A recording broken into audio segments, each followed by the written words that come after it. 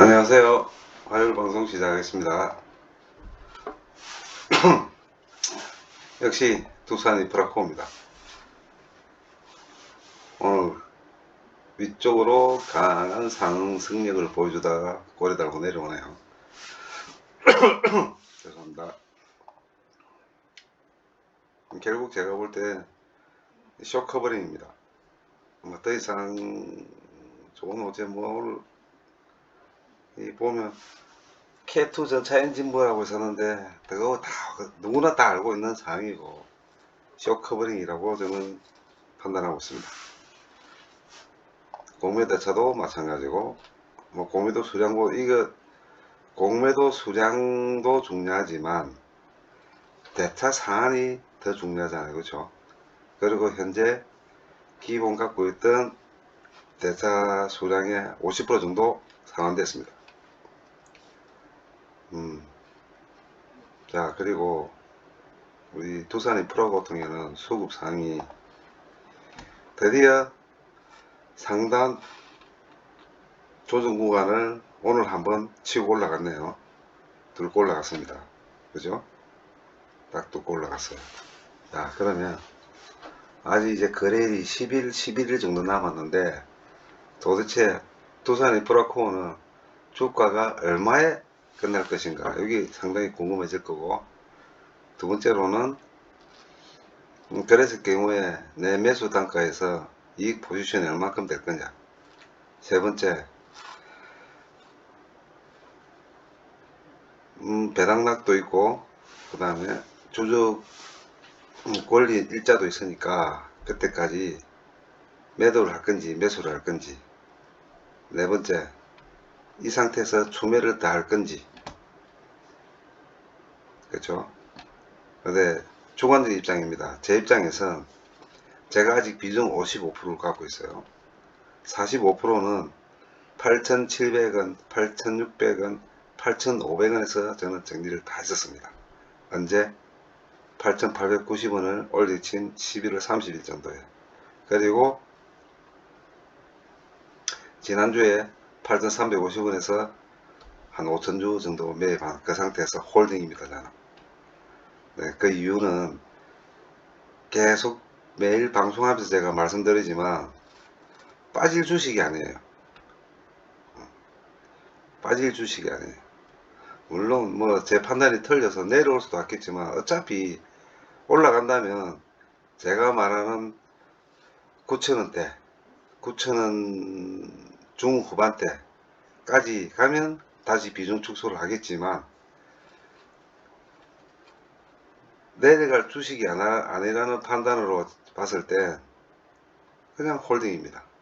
그리고 배당을 뭐 얼마 둘지는 모르겠지만 제가 볼 때는 한 250원에서 300원 안 주겠나 라는 게 제 판단인데, 뭐 더 이상 내려갈 것도 없고 올라가도 없고, 제가 전번에도 봤지만 이게 하락폭보다는 상승 가기 힘이 더 센 주식이라고 생각합니다. 그래서 이걸 얼마에 팔 거냐, 8,000원 미만에서 사신 분들은 유혹을 좀 많이 넣을 거예요. 그래도 한 10% 이상 모으니까. 그죠? 그리고 8,000원 초반대에 사신 분들은 그나마 그래도 지금은 수익권이다 보니 한 6%, 7% 정도 수익권이다 보니 또한 유혹을 느낄 수 있다고 생각합니다. 그러면 제가 제 주식도 아닌 걸 타인의 주식을 이래라 저래라 할 권리도 없고 책임도 없고 의무도 없다 보니 제 주관적인 입장에서만 말씀드리는 거예요.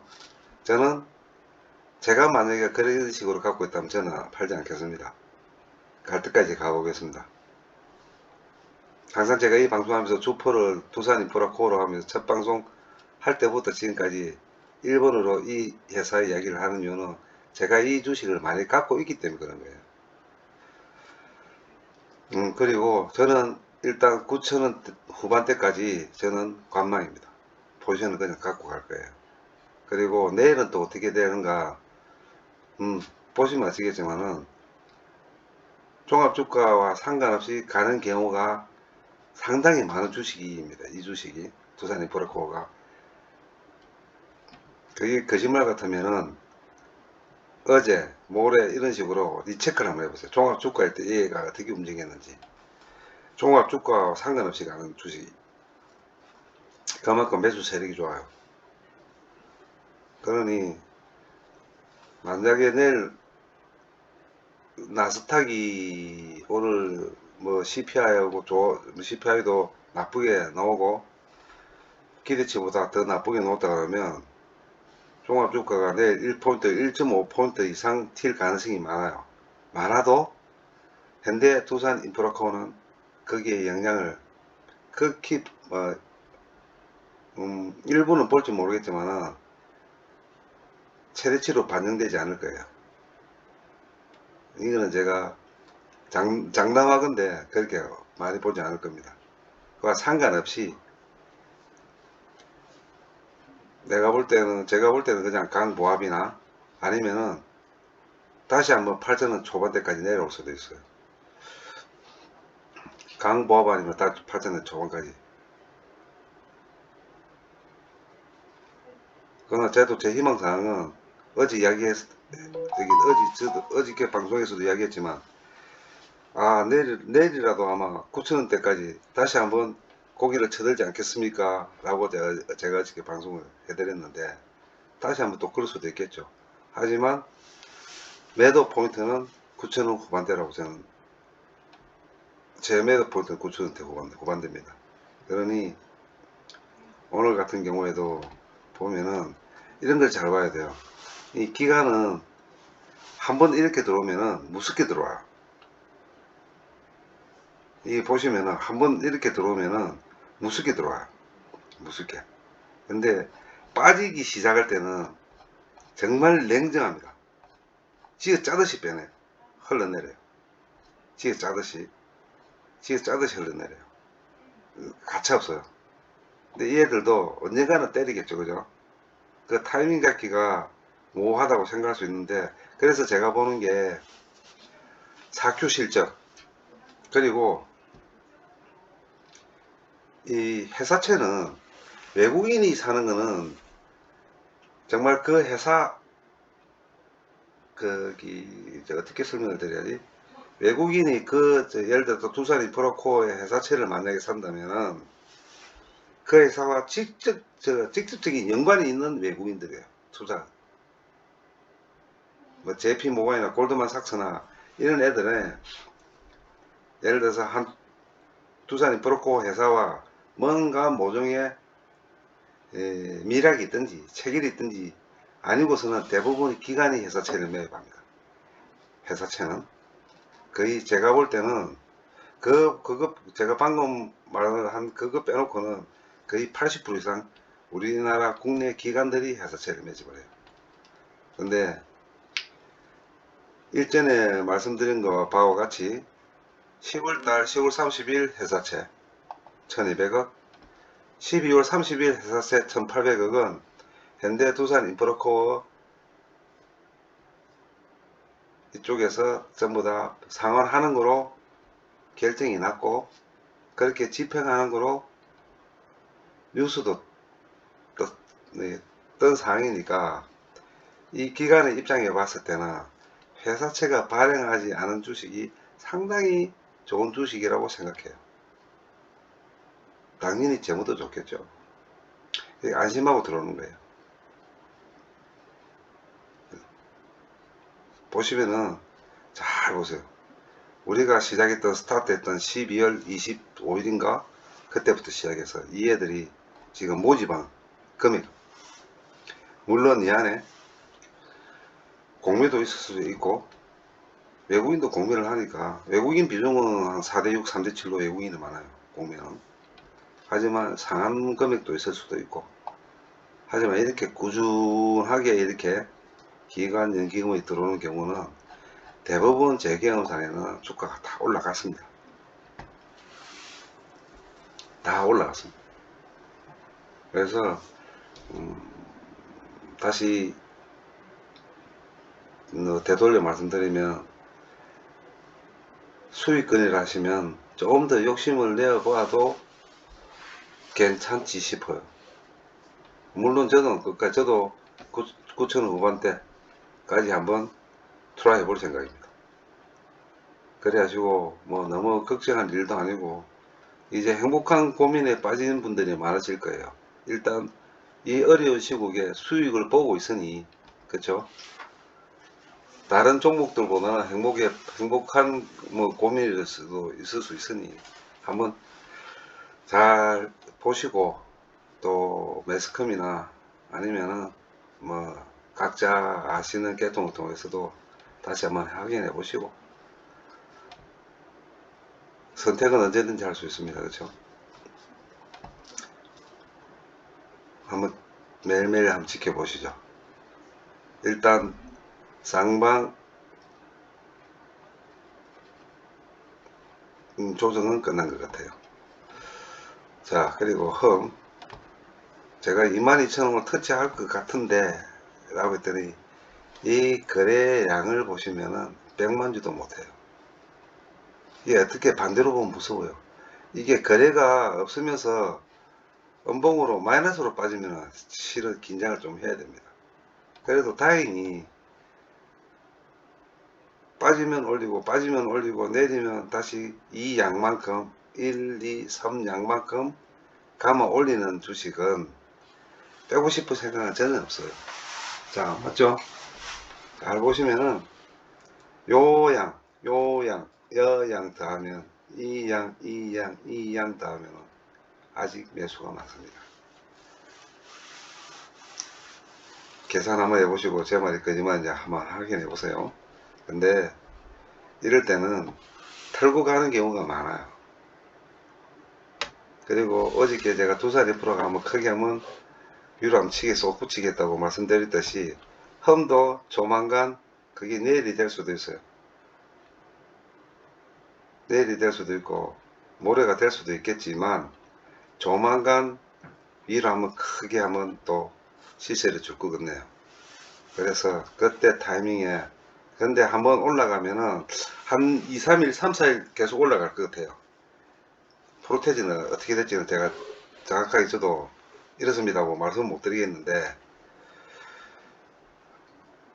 내일 매수가 거래량이 150만 주, 200만 주 이상 터져버릴 경우에는 내일 수요일이죠. 수목금 3일 연장 올라가지 싶어요. 그래서 이게 뭐 기대가 크면은 실망도 크다고 이야기할 수도 있겠지만 뭐 제 입장에서는 저도 이 수량을 제법 많이 갖고 있으니까 기대 쪽에다가 제 판단을 걸겠습니다. 그래서 만약에 내일 거래량이 터지면서 4, 5% 이상 치준다면 올라간다면 한 3일 연장 올라가지 싶어요. 3일 연장. 그래서 솔직히 저는 내일부터를 좀 기대합니다. 이번 주 기대를 합니다. 제 기대에 부응하도록 이놈의 험이 내일부터 힘을 써주기를 간절히 바랍니다. 아마 그렇게 될 것 같아요. 제가 다시 한번 말씀드리지만 이 험은 지금 이런 차트가 안 맞아요. 진짜 안 맞아요. 제가 언제부터 이걸 생각했었냐니 이날입니다. 12월 2일. 아, 이 차트 안 맞다. 이게 이 차트가 자꾸 삑사리가 나요. 삑사리가. 그 이유는 뭐냐면 공매도 때문에. 공매도 때문에. 이 공매도가 방향성이 없어요, 지금. 공매도 자체가 방향성이 없다니까요. 예. 공매도 자체가 방향성이 없어요.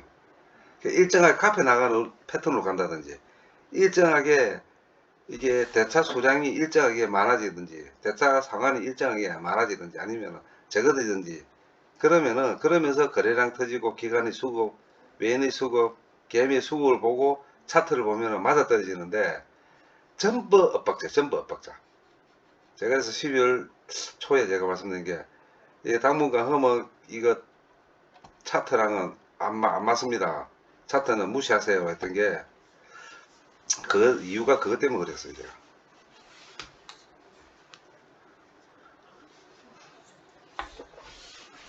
그리고 투자도 마찬가지고. 얘는 10조 이상의 시총에 이런 수급을 할 수가 없죠. 단지 보시면은 금액이 크게 움직일 때는 조금 수량이 움직이고, 금액이 줄 때는 수량도 같이 줄어버려요. 물론 이게 당연하다고 말씀하실 수도 있겠지만, 이게 비중으로 봤을 때는 50만 주에 7만 주, 3만 주, 30만 주에 5만 주, 8만 주는 이 비중이 안 맞아요. 안 맞다니까. 그래서 이거는 무시하시고, 외국인이나 기관, 뭐 개인은 무조건 개인이 뭐 매도에서 땡기는 호가를 땡기는 개인은 저기 100만 명 중에 한 1000명 될까 말까니까, 외국인이나 기관들이 매도를 얼마나 많이 땡겨서 호가를 끄집어 올릴 건지 그것만 보시면 돼요.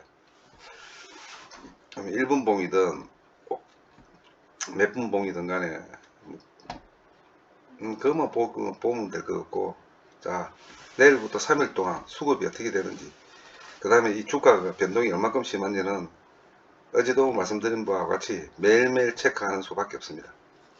그리고 대부분의 아마 제가 볼 때는 저는 그렇게 생각해요. 괜히 많이 팔았어요. 많이 팔았습니다. 그래서 개인의 그 매물백은 없지 싶어요. 단지 지금 이게 외국인과 기관들이 싸우면서 얼만큼 저거들이 치고받고 끄집어 올릴 건지 그 차이일 뿐이고, 매물백 자체가 없다 하니까 지금. 걔는 다 수익 봤어요 지금. 그리고 지금 같이 있는 게 25,500원에서 22,500원 사이에 약 10%에 많이 갇혀 있을 겁니다. 평균가도 그래요 지금.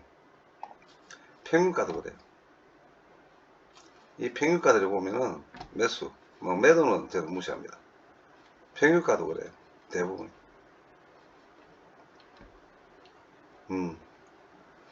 그래서 흠도 저도 기대를 많이 했고, 배당도 걸려가 있고, 뭐 왜 배당이 걸렸는지, 이것이 매각이 되는지는 하도 설명을 말했기 때문에 생략하겠습니다.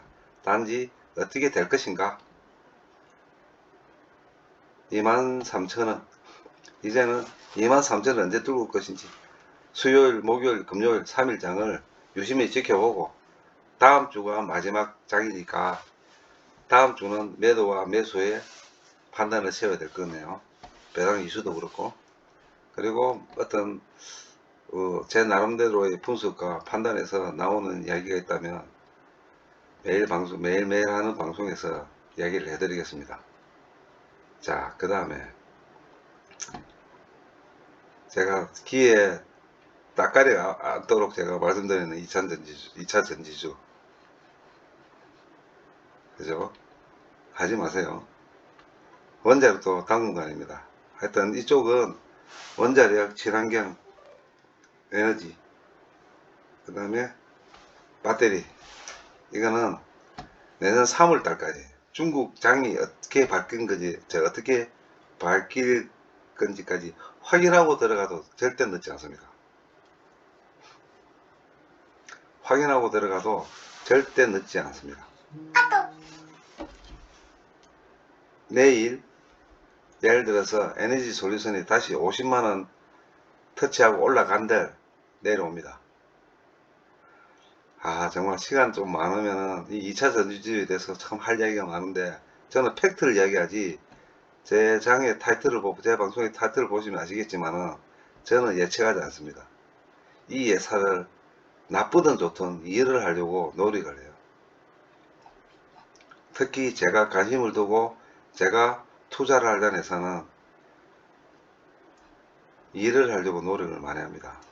그리고 어저께 제가 네이버하고 삼전을 샀다고 하니까 한 분이 뭐라고 말씀을 하시던데, 저한테 개인적으로 저는 이걸 왜 샀냐니, 저도 단기성을 보고 투자하는 종목과 장기성을 보고 투자하는 종목은 확연히 구분합니다. 저는 어떻게 보면 그것도 포트폴리오라고 할 수 있죠. 그래서 장기성으로 보고 투자하는 돈은, 뭐 돈이라 보면 자금은 지금 찬스가 네이버하고 삼전입니다. 30% 이상은 나와요, 수익이. 은행금리 6%, 10%, 7%에 사도 주식의 이 이익은 은행금리하고 비교가 안 되죠, 그죠? 물론 뭐 제 확신이 있어서 하지만은 더 추매 들어갑니다, 이번 주. 네이버하고 삼성은. 그리고 어플을 지워버릴 거예요. 이거 내년 9월달까지 단타를 하지 않습니다. 그래 하시고 일을 좀 했으면 좋겠고, 이제 대환 유화가 슬슬 좀 아마 이것도 이게 좀 이게 18만원 19만원까지 갔다가 내려와야 되는데 살짝 올라가는 타다 좀 빠지고 하네요. 지금 이 주식 아주 좋은 주식입니다. 대한유화도 제가 지금 살 거예요. 이번 주에 보고 살 예정입니다. 호텔신라는 항상 말씀드렸듯이 지금 음, 저기 카지노, 백화점, 면세점, 그렇죠? 그 다음에 여행업주, 이게 지금 제가 알기로는, 그리고 제가 판단하기로는 현재 상태에서 좀 더 빠져야 돼요. 그럼 이게 어떻게 될 것이냐, 중국에서 다시 한번 폭풍이 휘몰아 칠 겁니다. 빠지는, 이게 코로나 때문에 그래요. 코로나 때문에 지금 이게 좀 보이지 않게 보도 통제도 되고 언론 통제가 된 상태에서 현재 상태 아주 지금 이게 발병 환자들이 기하급수적으로 늘어나고 있어요. 그래도 저희들도 봐서 알겠지만은 한 달, 빠르면 한 달, 길게는 2달은 가야지 이게 조금 진정세로 회복기로 돌았을 것 같아요. 그래, 그게 12월 달하고 1월 달입니다. 그렇기 때문에 그때까지 이 주식은 관망, 매수를 하라는 이야기도 아니고, 매수하신 손절하라는 이야기도 아닙니다. 관망입니다. 2차 전지, 태양광, 친환경 쪽은 관망도 아니고 아예 기억 속에서 내년 3월, 4월, 5월까지 지워버리는 게 낫고, 삼성중공업은, 거기 호텔실도 포함되는 겁니다. 삼성중공업은 올해 4Q 실적 발표되는 1월 달인가? 그때 보고 들어가도 늦지 않습니다. 이게 사실은 이게 아주 매력적인 자리에요. 5,180원이. 언제, 어느 순간에 6,000원까지 갈 수 있는 15%에서 20%의 수익이 될 수 있는 자리인데, 지금 들어가면은 안 된다고 제가 말씀드리는 이유는 재무 구조 때문에 그래요. 이 애들이 뺄라 그러면은 내년 초부터 공매를 만약에 때린다 할 때 이 애들이 뺄려면은 재무 구조 보고 빼버려요. 그 핑계로 떼버린다. 그래서 경우에 물려버립니다. 근데 연초부터 물리면 힘을 못 써요. 자금이. 그쵸? 매력은 있어요.